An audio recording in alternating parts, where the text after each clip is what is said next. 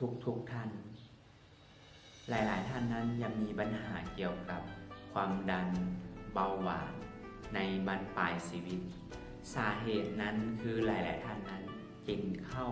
เกินกำหนดนั่นเองคือตอนนี้คือเป็นอย่างคือว่ากินข้าวเกินกำหนดเพราะว่า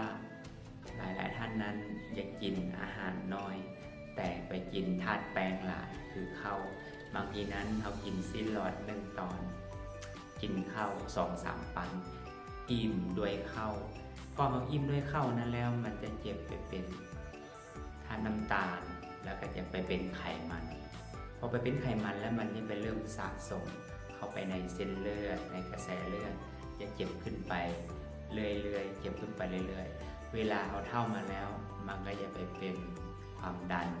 เบาหวานนั่นเองเพราะว่ามื้อนี้เราต้องมาปรับเรื่องอาหารการกินกันก่อนเพื่อจะบ่ให้มันเกิดโรคนี้ถ้าเราเป็นความดันนะมันก็สามารถที่เราจะมีระเบิดเวลาอยู่ในโตเลยเราตอนนี้คือเอิ้นว่าบ้านเขานั้นคือกินข้าวเหนียวหลายที่สุดเลยเอิ้นว่าข้าวเหนียวนี่เกือบทุกคาบเลยเพราะว่ามันเป็นที่มันมีธาตุน้ำตาลหลายนั่นเองและกินอาหารน้อยถ้าเรายังเฮ็ดแบบนี้ไปตลอดเนาะทุกท่านอย่าหลีกอดพ้นเบาหวานความดันมื้อนี้เราต้องมาปรับการกินคือเอิ้นว่าต้องกินสูตรของเวียดนามนี่ถือว่าถึกสูตรคืออย่ากินอาหารก่อนเข้าและเข้ากินนำท้ายอันนี้เอิ้นว่ามันเป็นสิ่งที่ดีแต่ว่าเป็นสิ่งที่สำคัญนั้นเวลาเรากินอาหารไปก่อนเราจะอิ่มโดยที่อาหารแต่ต้องเป็นอาหารที่ย่อยง่ายมันจะเหมาะต่อร่างกายเราคือเอิ้นว่าเราต้องกินผักกินปลาอันนี้มันเป็นสิ่งที่ดีที่สุดถ้าวันนี้เรายังหลีกเลี่ยงบ่ได้เดี๋ยวว่าเรายังเฮ็ดแบบวิธีเก่า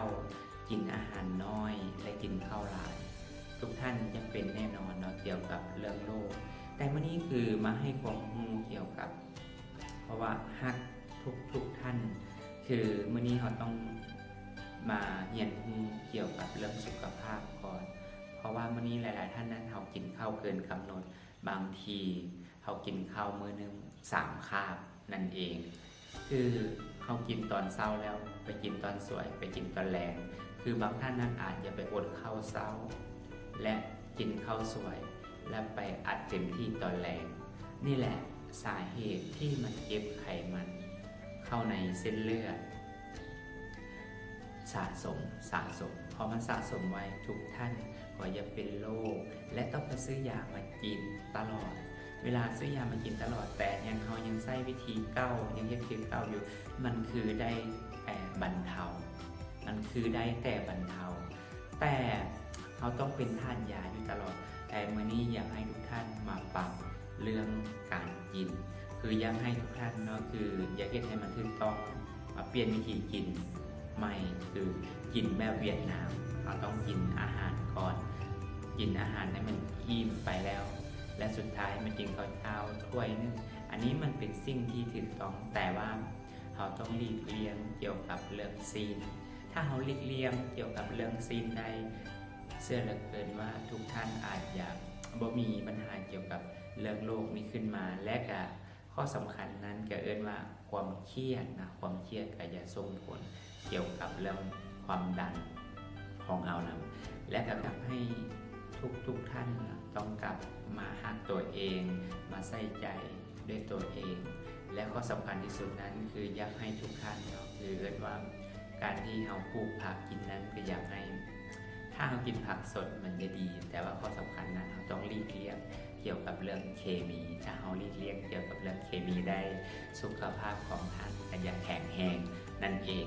และอยากให้ทุกท่านเนาะถ้าได้ฟังคลิปนี้แล้วลองไปปรับใช้หรือว่าการอยู่การกินนั่นเองเนาะอยากให้ทุกท่านคือหลุดพ้นเรื่องแป้งลงให้หลายๆและให้กินอาหารหลายก่อนกินข้าว